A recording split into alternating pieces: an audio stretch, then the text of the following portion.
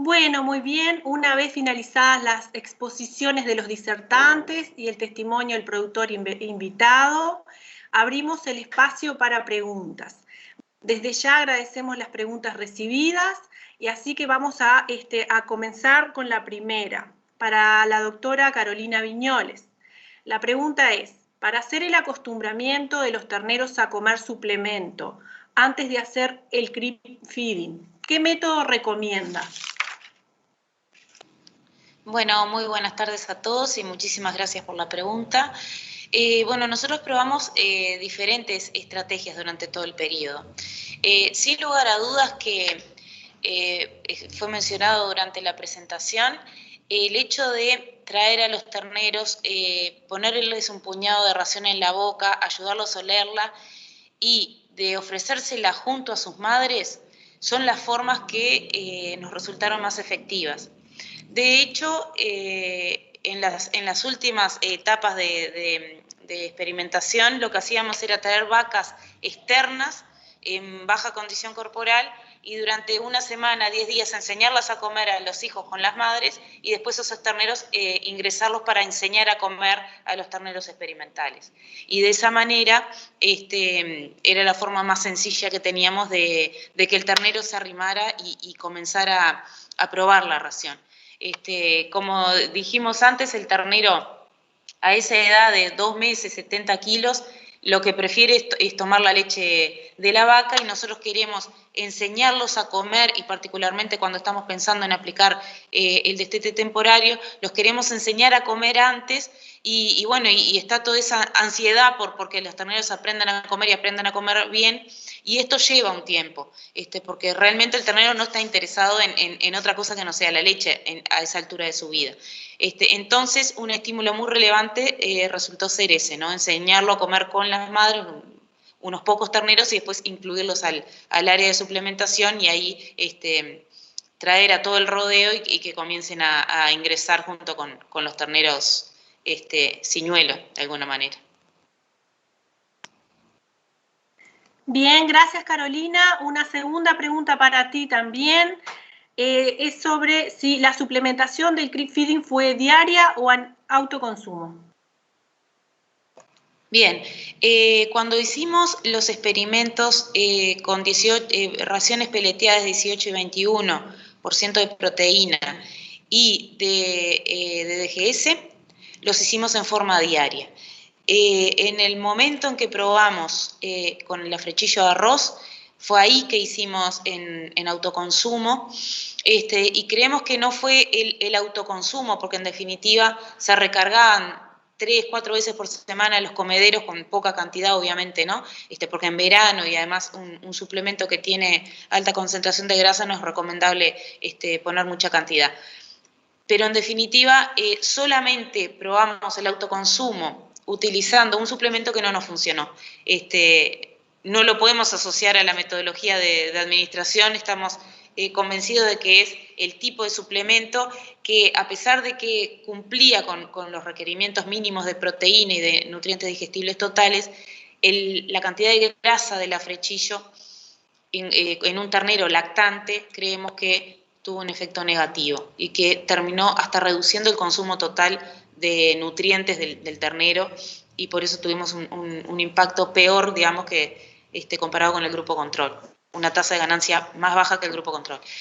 Así que en definitiva, todos los resultados positivos que les mostramos en estos 9 años de investigación fueron administrando diariamente el suplemento con esas raciones. Muy bien, otra más, Carolina, es ¿qué opinión o datos tienen sobre productos que se recomiendan usar 100 gramos cada 100 kilos de ternero? Bastante inferior a una ración. Bueno, nosotros no trabajamos con ese tipo de subproductos, con ese tipo de suplementos. No tenemos experiencia, sabemos que existen, sabemos que hay muchos productores que les interesa muchísimo porque de hecho esos productos limitan el consumo de los terneros. En realidad tuvimos una única experiencia que no fue buena, pero también el producto salió del mercado, o sea que claramente no era una buena alternativa. pero no podemos brindar ningún tipo de información porque realmente no fue a lo que nosotros apuntamos cuando comenzamos esta línea de investigación. Sin lugar a dudas que sabemos que hay productores que están muy contentos con muchos productos que se ofrecen en el mercado y bueno, habría que estudiarlos en forma adecuada. Realmente no podemos dar ninguna recomendación. Sabemos que, bueno, que el costo-beneficio, si eso fuera efectivo, sería muy bueno, pero no podemos brindar ningún tipo de información. Muy bien, gracias Carolina. La siguiente pregunta es para Ricardo. Ricardo, la pregunta es, ¿cómo maneja el agua en relación a la ubicación y su distancia?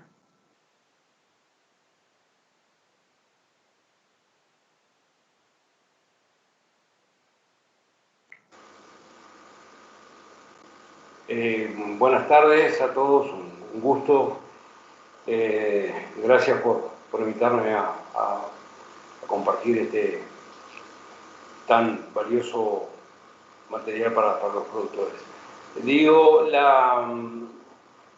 aconsejo y lo que hice fue detener los aleros y los comederos a poca distancia, cuestión de 200, 300 metros entre la sombra y el agua.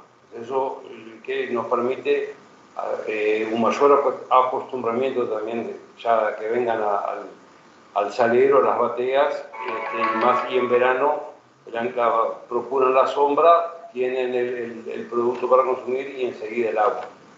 Eso desde mi experiencia. Muy bien, gracias Ricardo.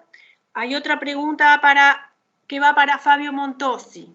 Fabio, si en lugar de campo natural los animales hubieran estado en campo mejorado o pradera, el impacto relativo, no el absoluto, del creep feeding sería menor o mayor.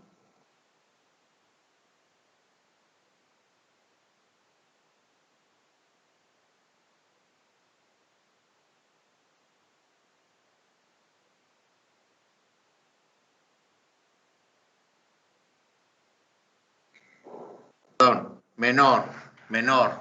Acuérdense que en ese momento del año estamos, como tratábamos de explicar, por qué incorporamos esta tecnología. Es, primero, porque la calidad del forraje es muy mala en ese momento de acuerdo a los requerimientos potenciales que tiene ese ternero y de desarrollar un muy buen peso al nacer. Entonces, si nosotros seguimos primero el circuito pastura mejorada, vaca, producción de leche y queremos utilizarla, transformarla, bueno, ahí claramente no estamos utilizando el potencial que tiene esa estrategia. Sí ha habido momentos y en otros contextos con vacas de baja condición corporal, usar estratégicamente en un momento del proceso reproductivo, utilizar el suplemento, pero pensando en la vaca y no en el ternero. En este caso, sería más lógico utilizar el creep grazing, ¿no? Donde solo pudieran acceder los terneros y no las vacas. Si no, estamos en un sistema donde es realmente ineficiente. Y segundo, también hay que pensar en las pasturas. Si son mejoramientos de campo, es el momento donde estamos tratando de aflojar los mejoramientos para que semillen. Entonces, si estamos recargando con las vacas, no es el mejor momento de hacerlo. Así que, del punto de vista de producción animal, del punto de vista del manejo de la pastura y del punto de vista económico, me animo a decir que no es la mejor recomendación. Bien, gracias Fabio. La siguiente pregunta es para Carolina. ¿Cuántos días sería ideal para que los terneros estén con tablilla al entore? Bueno, eso son recomendaciones que ya han sido generadas por INEA, por Graciela Quintanz, y el rango de días recomendado para que la tablilla funcione en vacas en condición corporal mayor o igual a 3,5 es de 11 a 14 días. Nosotros en nuestros experimentos siempre lo usamos 14 días. Pero bueno, ese es el rango de días que se ha comprobado que funciona. Muy bien. La siguiente pregunta es para Ricardo. Ricardo, ¿cuáles son las ventajas y desventajas entre la batea de madera y el comedero de autoconsumo?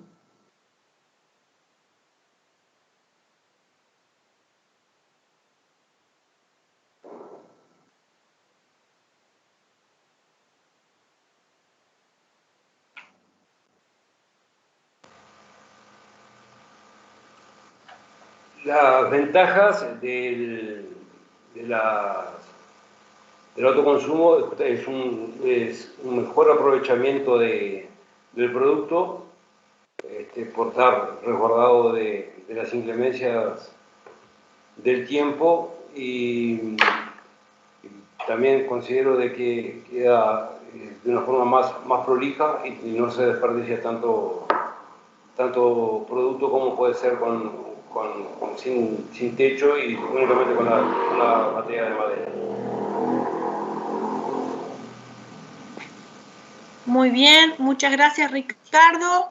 La próxima es para Carolina. ¿Tendrá el ternero de creep feeding una mayor demanda nutricional durante el resto de su vida? Bueno, eso no lo sabemos a ciencia cierta. Lo que sí sabemos es de que con la alimentación preferencial estamos estimulando un crecimiento más acelerado del ternero, y que para aprovechar esa ventaja en crecimiento que logramos durante el periodo de suplementación al pie de la madre, es recomendable no dejar que ese ternero tenga periodos de subnutrición. Además, creo que está bueno decir que cuando nosotros empezamos a trabajar con esta tecnología, también estaba muy asociada a aumentar el peso de la ternera hembra para tener una recría más acelerada y lograr el entore de 15 meses. Y bueno, y en ese sentido, lograr pesos adecuados en el plazo de esos primeros 12 meses de vida era fundamental. Por lo tanto, tratamos de siempre llevarla a un ritmo de crecimiento adecuado para que llegara ciclando la ternera al entore que se realizaba con sus entre 13 y 15 meses. Por lo tanto, si lo miramos como tamaño del ternero y requerimientos de un animal más grande, sí, sin lugar a dudas. Si esto permanece en la vida, a lo largo de la vida del animal, probablemente también. Y nosotros, por ejemplo, capaz que está bueno decir, hasta los 18 meses de vida de una ternera suplementada con creep feeding, las diferencias se ven comparada con otra que no recibió creep feeding. Pero si las dos están en un buen plano nutricional después del destete, pensando en el entore de 15 meses, se juntan esos pesos. O sea que van a tener el mismo peso vivo, no sé si la eficiencia de conversión va a ser diferente, entonces van a tener el mismo peso vivo. Pero en el largo plazo lo que nos pasa es que a un mismo peso vivo de esas vaquillonas, que en ese caso fueron entoradas con 2 años, tenemos un mejor ambiente uterino en vacas que recibieron la suplementación versus las que no lo recibieron. O sea que si bien tenemos un animal que es más grande en determinados momentos de la vida, después se empareja, pero el efecto positivo de esa suplementación al pie de la madre sigue existiendo, por lo menos hasta los 2 años de vida de esa vaquillona. Por lo tanto, creemos que si hay unos mayores requerimientos, eso se compensa con una mayor eficiencia reproductiva. Bien, gracias Carolina. La próxima pregunta es para Ricardo. Ricardo dice así, ¿el productor le hace creep feeding solo a la cola de parición? Y si le hace a todo el rodeo, ¿qué le da a la punta de parición? ¿Cuántos kilos de destete tiene?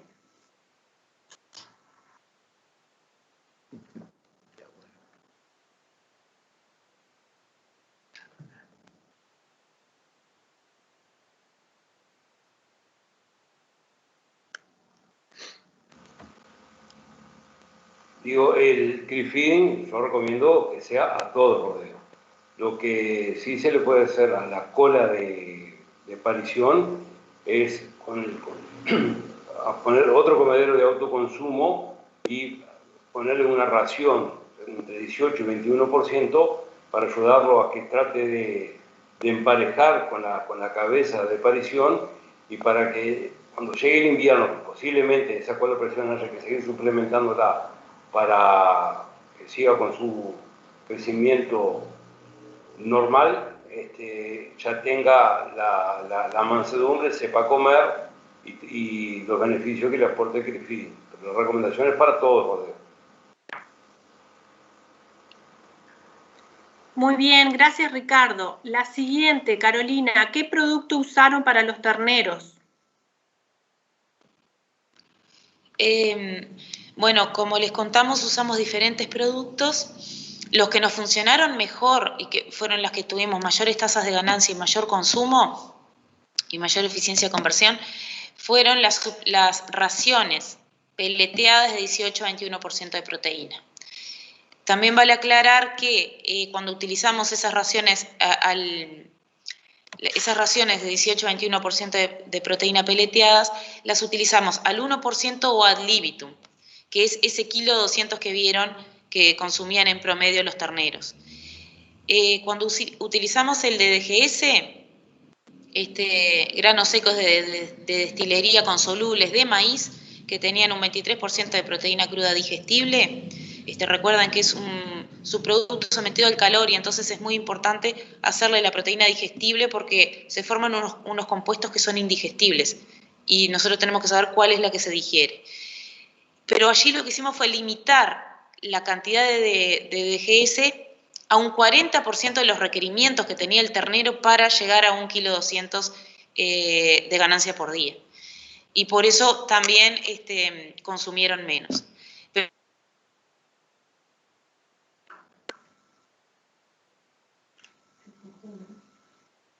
Se cortó la... Bien, la siguiente pregunta, Carolina, para ti también. Dice, el comienzo de la tecnología de CRIP fue con terneros a los 70 kilos de peso vivo.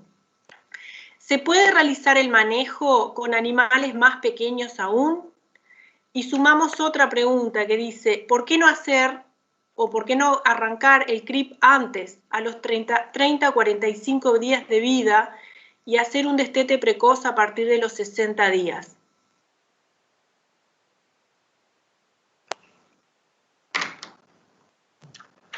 60 días de vida y 70 kilos de peso, porque es justamente el momento en que la producción de leche de la vaca empieza a disminuir y los requerimientos del ternero empiezan a aumentar. Si nosotros empezamos a suplementar al ternero antes de esa fecha, a los 30 días, por ejemplo, el ternero está consumiendo prácticamente su dieta es basada en leche. Y aumenta gradualmente en su segundo mes a un 50% y luego a un 70% de la cantidad de pasto que consume. O sea que es un proceso gradual que va acompañado por un desarrollo de las papilas ruminales y de toda la fisiología de un rumiante. Entonces, a empezar a suplementar a un ternero antes de la época, de su edad cronológica que está apto para consumir otra cosa que no es leche, no parece lo más razonable. Nosotros nunca lo probamos basado en todos estos conocimientos. No queremos decir con esto de que de pronto los terneros, sabemos por estudios de comportamiento que a partir del día 30 el ternero ya empieza a consumir forraje y obviamente que si la producción de leche de la vaca es limitante lo va a hacer antes. Pero sin lugar a dudas que el consumo de suplemento del ternero no va a ser significativo antes de los 2 meses de vida. Que estén pronto los comederos, que los terneros se los lleve al área, que se acostumbren al área, que las madres se acostumbren a venir y todo lo demás, es otra cosa. Pero el consumo del ternero y realmente los requerimientos, la suplementación para cubrir los requerimientos del ternero empieza a ser relevante a partir de los 2 meses de vida. Por eso nunca lo probamos antes.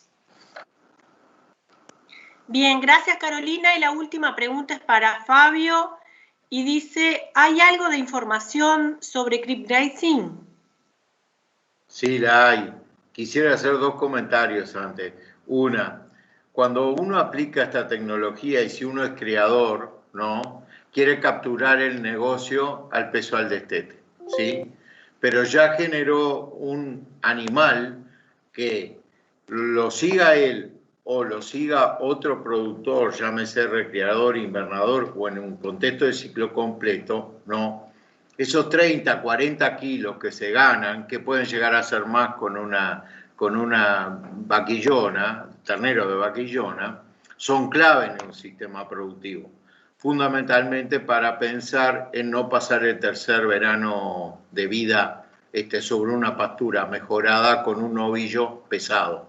Entonces, si uno construye un novillo que llega a los 24, 27 meses y va con la ganancia, realmente la lógica es seguir ese proceso hacia adelante con ese animal para poder faenar con 520, 550 kilos con los 24 o 27 meses. Solo ese concepto quería dejar. Bien, yendo a la pregunta concreta, Crip Racing, evidentemente existe menos experiencia. Aún así, puedo citar 2 trabajos hechos ambos en Iña, uno al principio de la década del 90, que lo hizo el ingeniero Pigurina, acá en Iña La Magnolia, donde hizo una tesis, donde probó el testigo, o sea, las vacas con el ternero al pie sobre campo natural, Crip Racing y Crip Feeding. Está en el material que le vamos a mandar. Y bueno, las ganancias con primíparas, todas primíparas y multíparas, fueron alrededor de 800 gramos por animal y por día con destetes de 190 kilos. Y el Crip Feeding estuvo en 870 y se lograron 202 kilos al peso del destete, corregido por la edad, por supuesto. En términos generales, no se vio ningún efecto sobre las madres. Conclusión, en una zona como Las Areniscas, donde fue hecho esto, y sobre mejoramientos de campo anduvo muy bien. Y después hay otra línea de trabajo desarrollada por el ingeniero Escaglia, en Iña 33, en Palo a Pique. Es el boletín de divulgación número 87, y bueno, con vacas a 0,7 unidades ganaderas por hectárea, y con un periodo de acostumbramiento. Quiero dar algún datito de práctico, ¿no? De llevarlo durante 10 días, 2 horas a las vacas y a los terneros al mejoramiento, previo al destete, digamos, al uso del bastidor para solamente pasar los terneros, lograron ganancias que permitieron diferencias que iban entre 25 y 34 kilos a favor del Crip Racing con respecto al testigo, sin ver tampoco efectos a nivel de las vacas, ya sea en condición corporal o peso vivo, ¿tá? O sea que esta tecnología también se ha probado a nivel de productores, pero vuelvo a decir que siempre hay alguna limitante en términos de tener una pastura de excelente calidad, que puede ser una pastura dominada por un lotus y eventualmente una chicoria de trébol rojo, etcétera, pueden estar y tener accediendo solamente a los terneros en esa área. Pero claramente la sincronización entre la calidad de la pastura y el requerimiento del ternero lleva normalmente a que el ternero tenga que estar un poco más pesado para cumplir el rol que cumpliría una ración en el sistema. Bien, ese es un poco el mensaje, y también hay que acordarse que tenemos que ser muy cuidadosos con la pastura en pleno verano, sobre todo si nos tentamos a usar altas cargas con los terneros, pues los terneros van a estar en 800, 900 gramos, y cuando quisimos acordarse, a cada uno de los terneros tiene 30 kilos más. 10 terneros por hectárea es un montón, ¿no? Entonces hay que ser muy cuidadoso, porque en el fondo no estamos cuidando, en una visión del sistema de producción no estamos logrando el objetivo. Muy bien, muchas gracias, Fabio. Ya estaríamos llegando al final de la jornada. De nuestra parte, del equipo de INEA, les agradecemos su participación.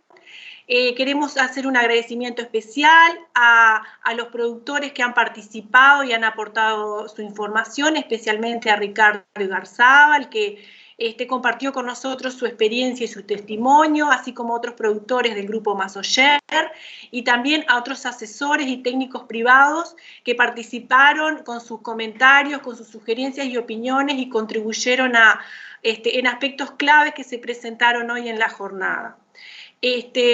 La idea ahora es, se les va a enviar a quienes se inscribieron, se les va a enviar la evaluación de esta actividad y también materiales inherentes al tema. Así que bueno, muchas gracias a todos por su participación.